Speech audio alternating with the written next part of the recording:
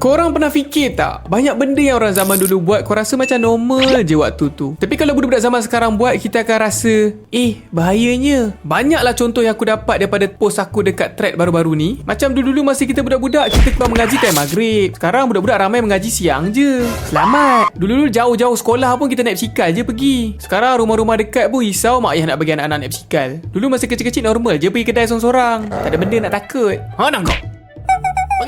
Sekarang ni nak bagi budak-budak pergi kedai sorang-sorang, risau je. Mak kesian lah nak bagi adik pergi kedai sorang-sorang. Mak, adik dah berjanggut dah mak. Macam-macam lagi lah tinggal kat rumah tanpa orang dewasa. Angkat ikan dekat longkang, selak tai. Aku tak pernah. Dan semua benda yang aku nyatakan tadi tu adalah benda yang normal untuk aku masa zaman budak-budak pun buat juga. Tapi aku rasa zaman sekarang ni mak ayah dah lagi berjaga-jaga dan tak akan bagi dah buat apa yang anak-anak dia nak buat yang masa dia kecil-kecil buat tu normal. Betul tak? Betul tak?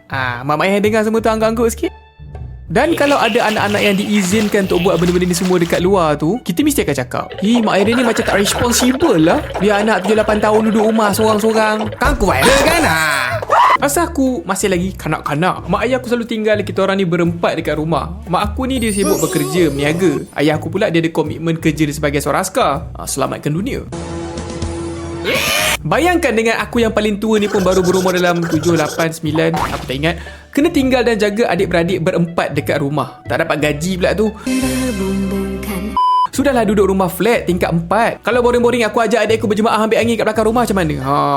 Hush, kuatnya angin. Kalau fikir balik zaman sekarang memang risaulah nak biar anak-anak besar tu duduk rumah. Diorang-diorang je. Macam-macam benda boleh jadi. Sepanjang mak aku tak ada tu, macam-macam benda luar biasa lah yang kita orang ni buat.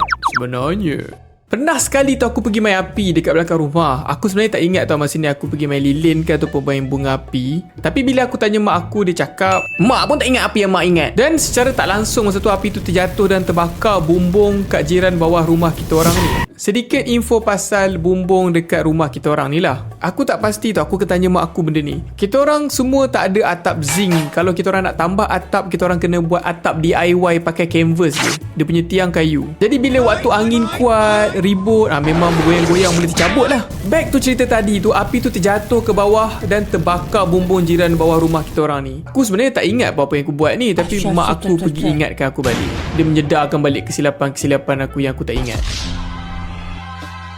Nasib baiklah jiran aku ni dia memang baik dengan kita orang. Salah seorang jiran yang memang rapat dengan mak ayah aku. Dan lagi satu anak dia pun kawan kita orang. Aku selalu pergi tengok Toy Story kat rumah dia. Jadi dia mungkin dah faham aku ni macam mana. Atau dia fikir takkan nak bakar balik bumbung rumah kita orang pula kan. Ada satu kedai ni dia duduk dekat luar kawasan perumahan aku. Untuk memahami cerita aku ni dengan lebih mendalam, korang kena faham sikit macam mana ruang kawasan perumahan aku.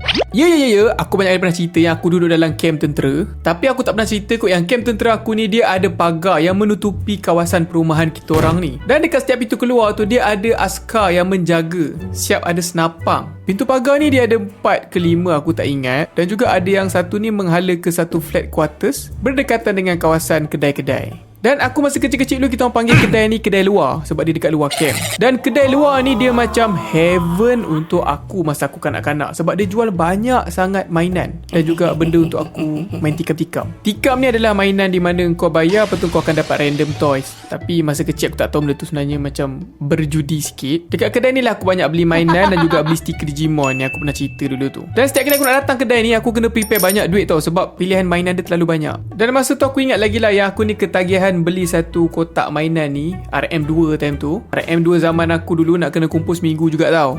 Kotak mainan ni dia akan bagi aku mainan-mainan yang sangat-sangat random. Dan aku perasan time tu yang perasaan aku untuk buka dan dapat mainan tu lagi seronok daripada aku nak main mainan tu. Dia sama macam main tikam aku cakap tadi lah. Masa tu aku akan kumpul duit seminggu dan tak sabar-sabar tunggu hari weekend untuk pergi beli mainan kat kedai tu. Tapi kan aku cakap tadi kan kedai ni dia dekat luar. Jadi kita orang kalau nak pergi kedai ni kita orang kena lintas satu jalan yang besar yang ada kereta, motor, kereta kebal, macam-macam kenderaan yang lalu kat situ dengan keadaan yang laju. Aku pula selalu datang bawa adik aku yang umur 8 tahun ni naik basikal lintas jalan besar tu sama-sama sebab nak pergi beli mainan. Masa aku kecil dulu, aku tak fikir tau. Tapi aku dah besar ni, aku rasa, ya Allah, apa yang aku buat weh? Aku bila dah besar, tengok adik bongsu aku umur 10 tahun nak keluar beli mainan depan rumah pun, aku rasa macam tak senang duduk dah tengok dia pergi beli tu. Tapi aku tak nak juga cakap yang mak ayah aku sebenarnya tak pandai jaga kita orang. Tak 100% lah, ada sikit. Diorang dah cuba yang terbaik untuk perhatikan kita orang, main kat bawah rumah je. Tapi kita orang kadang-kadang suka menyelinap senyap-senyap pergi kat kedai yang aku cakap tu. Aku cuma perasan lah kan, di zaman social media dah wujud ni kan, kita nampak setiap orang punya cerita tu cepat dan kita senang untuk membandingkan hidup dia dengan hidup kita.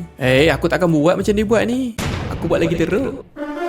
Sebenarnya kalau ada mak ayah yang susah dekat zaman sekarang ni, yang kena bekerja setiap masa dan tak cukup duit nak bayar pengasuh semua lah kan, diorang pun semua akan buat je benda yang sama macam aku kena masa aku kecil dulu. Jadi usahlah membandingkan cara kita dibesarkan atau cara orang lain dibesarkan. Yang penting setiap mak ayah tu mesti nak yang terbaik untuk anak diorang. Ya tak? Assalamualaikum dan selamat pagi, petang, malam. Siapa yang belum dapatkan komik Sumi Kembara boleh dapatkan sekarang. Stok sudah ditambah dan tak pasti akan ada berapa lama pula. Jadi dapatkanlah sekarang cepat-cepat. Dan macam biasa dia pre-order, jadi penghantarannya akan ambil masa seminggu lah selepas korang order. Link Shopee ada di bawah. Dan juga ramai tanya Sumi bila nak buat event lagi. Event yang aku rancang sekarang adalah Selangor Book Festival pada akhir tahun 2026 ini. Kalau tiada arah melintang lah, itulah plannya. Jadi kalau siapa-siapa nak jumpa, jomlah datang. Dan ini sneak peek komik Kembara Part 2. Masih lagi dalam proses, 20% baru siap. Nantikanlah ya. Siapa yang belum dapatkan lagi, berdapatkan link yang ada dekat bawah. Siapa yang dah dapat, nantikan volume 2. Jumpa dekat next video. Bye.